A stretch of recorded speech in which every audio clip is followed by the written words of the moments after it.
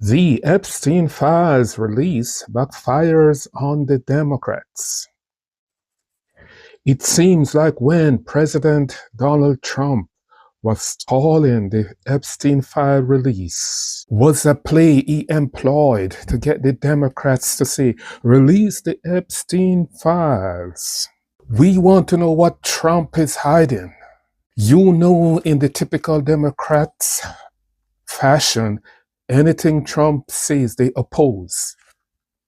But what the release of the files sure expose is not a lot of things about Trump, but actually it backfires on the Democrats. It's more shady deals of the Democrats.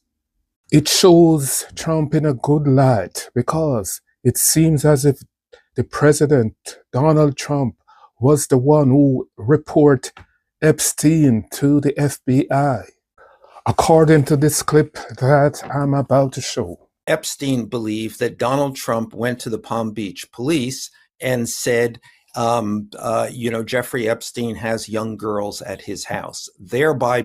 So, as it seems, not only did Donald Trump was the one who reported the matter to the police in West Palm County about Jeffrey Epstein, but for some reason the Democrats think he has something to do with all the shenanigans.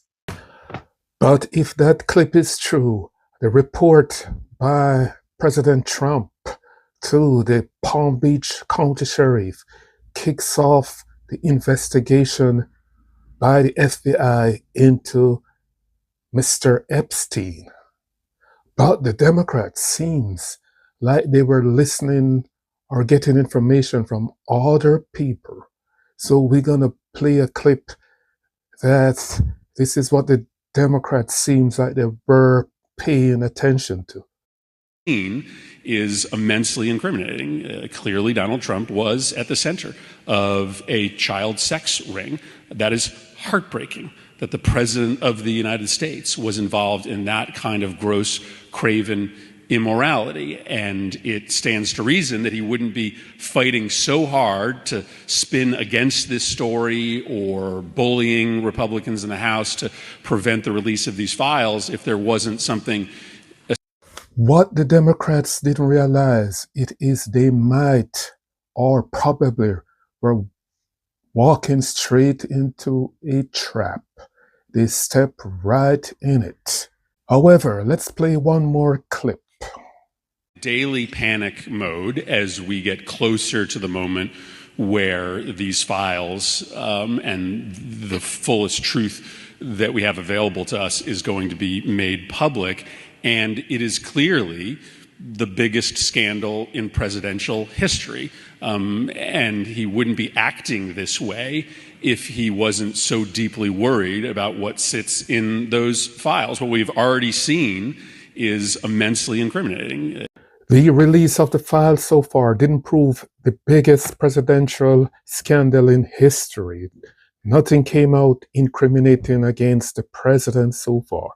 So it's not bigger than Monica Lewinsky or the Nixon thing, Watergate, or stuff like that. But what the files shows, Jeffrey Epstein feeding questions to a representative from the Democratic Party, and she represents the Virgin Islands, and her name is Stacey Plaskett. But nothing came out of the Epstein files so far against Trump, unless the Democrats are saving the best for last. But it did show Representative Plaskett texting with Mr. Jeffrey Epstein during the cross-examination of Cohen, a former Donald Trump lawyer. According to the Washington Post, these text messages were posted in the Washington Post. The files show that Mr. Epstein wasn't just connected to the political right. He was deep in the network of the left as well. Specifically, texts show that Mr. Epstein was deeply communicating with Representative Stacey Plaskett during the 2019 congressional hearing of Mr. Cohen. The text suggested Epstein was advising her in real time on questions to ask Michael Cohen about the Trump organization. And this was after Mr. Epstein had already served time in prison. The effort to use the Epstein scandal as a political weapon against President Donald Trump has backfired, proving that Mr. Epstein's dark connections ran through both parties, contradicting the narrative they're trying to push that it is Donald Trump and Mr. Epstein is connected to the hip.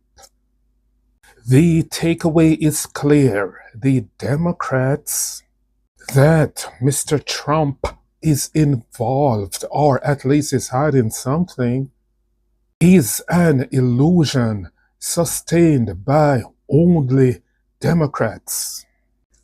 These release of the Epstein files show that the files are about nothing when it comes to connect Donald Trump to Mr. Epstein shenanigans.